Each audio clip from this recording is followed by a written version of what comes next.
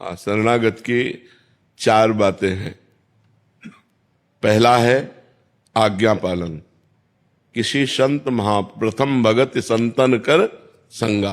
किसी संत महापुरुष का आश्रय ले लो, उनको अपना आदर्श बनाओ।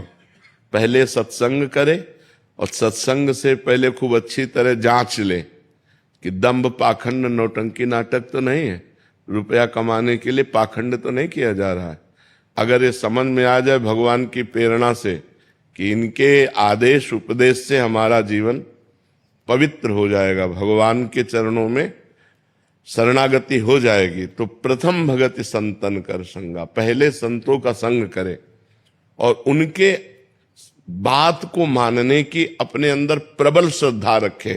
पहले है आज्ञा पालन, दूसरा है संकेत के अनुसार चलना, तीसरा है रुचि में रुचि मिला करके चलना, और चौथा है सब में भगवत भाव करना।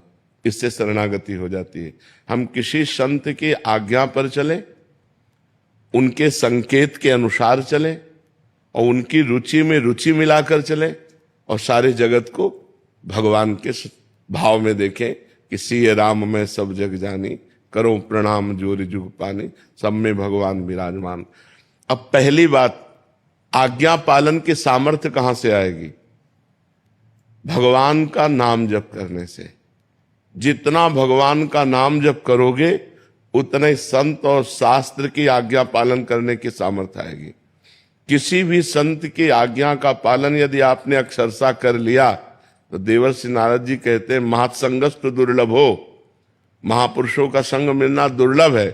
फिर लिखा है अगम्यो, निर्वाह कर पाना कठिन है। यदि उनकी आज्ञा का पालन कर ले गए तो अगला शब्द लिखा अमोघश्च, निश्चित भगवत प्राप्ति हो जाएगी।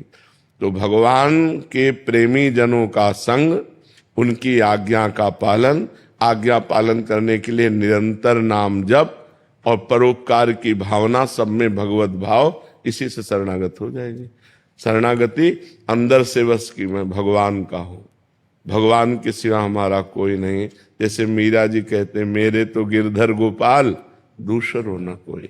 शरणागति का मतलब होता है हर बात भगवान से कहना, भगवान के चिंतन में रहना, भगवान का नाम जप करना, भगवान के प्रेमी संतों की आज्ञा के अनुसार चलना। क्योंकि बिना गाइड के रास्ता तय नहीं होता। जो हमें रास्ता मालूम ही नहीं है तो हमें उस रास्ते का गाइड तो चाहिए। तो भगवत मार्ग के गाइड होते हैं सिद्ध महापुरुष, जो भगवान को प्राप्त होते हैं या भगवान की प्राप्ति में तन्मयता कर रहे हैं, अच्छे साधक और सिद्ध।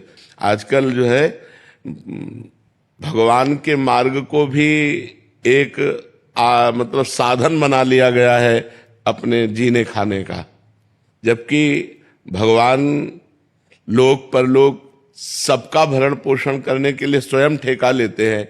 यदि हम निष्काम भाव से भगवान की भक्ति करें, अगर हम सही ढंग से चलें तो लोक परलोक का सारा वैभव अपने आप प्राप्त हो जाएगा। दंभ करने की जरूरत नहीं, नाटक करने की जरूरत नहीं। भगवान ने कहा अनन्यस चिंतयन्तो माम ये जनाः पर्युपासते तेषां नित्याभियुक्ता नाम योगक्षेमं वाम्यहम्। तुम केवल मेरा अनन्य चिंतन करो, जो जन मेरा अनन्य चिंतन करता है उसके योगक्षेम का वहन मैं करता हूं। और जब भगवान करता होंगे योगक्षेम का वहन तो कमी क्या रह जाएगी? आनंद ही आनंद रहेगा, हृदय भी आनंदित रहेगा और बाहर भी सुख सुविधा रहेगी। तो हमें लगता है भगवान के मार्ग में कपट, चतुराई, छल, दंभ ये करने की तो जरूरत ही नहीं। महालक्ष्मीपति प्रभु हैं, जिस दिन कृपा कर देंगे मारा वैभव घूमेगा। इसलिए ईमानदारी से भगवान के मार्ग में चलने के लिए किसी सिद्ध संत या अच्छे साधक, तो प्रथम भगत संतन कर संगा, दूसरी रतिमम कथा प्रसंगा। भगवान के लीला चरित्रों का खूब गायन करे और खूब श्रवण करे। श्री गोस्वामी तुलसीदास जी कह रहे गुरुपद पंकज सेवा तीसरी भक्त अमान, मान रहित होकर गुरु चरणारविंद की सेवा। और चौथी भगत मम गुण करे कपट तज गान।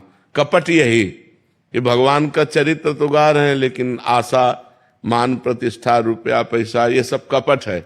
अपना यश चाह रहे हैं, अपनी वासनाओं की पूर्ति चाह रहे हैं और गान कर रहे हैं भगवान के यश को, तो ये कपट हुआ। भगवान की भक्ति भगवान की भक्ति के लिए, भगवान की कथा भगवान की प्रीता के लिए।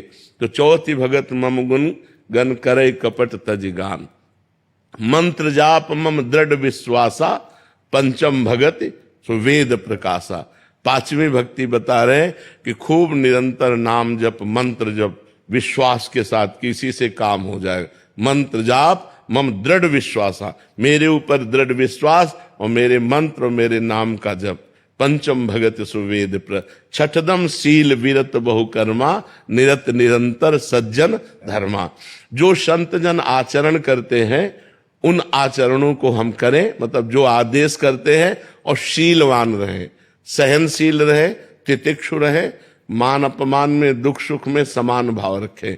सातों सब मोहिमय जग देखा, मोते अधिक संत कर लेखा। सातवीं भक्ति है पूरे संसार को भगवत स्वरूप देखना, और भगवान कह रहे मेरे से भी अधिक संतों को मानना, ये सातवें। और आठों जथा लाभ संतोषा, सपने नहीं देखे परदोषा। जैसे भगवान हमको रख रहे हैं उसी में हम संतोष करें और स्वप्न में भी किसी के दोष ना देखें। नवम सरल सब सन चल हीना, भगवान कह रहे मोह कपट छल छिद्र न भावा। तो तुम्हारा स्वभाव सरल होना चाहिए, तुम्हारे आचरण पवित्र हो। नवम सरल सब सन छल हीना, मम भरोस ही हरस न देना। मेरे ऊपर दृढ़ विश्वास हो और लौकिक वस्तुओं की प्राप्ति में हर्ष न हो, और लौकिक वस्तुओं के नष्ट हो जाने में दीनता न हो कि मैं अमुक वस्तु होती तो ठीक है, नहीं। दीनता भक्ति की हो और आनंद भगवान के चिंतन का हो। मम भरोस, मेरा भरोसा दृढ़ हो। अगर ये 9 लक्षण आ जाए तो पूर्ण शरणागत हो जाए।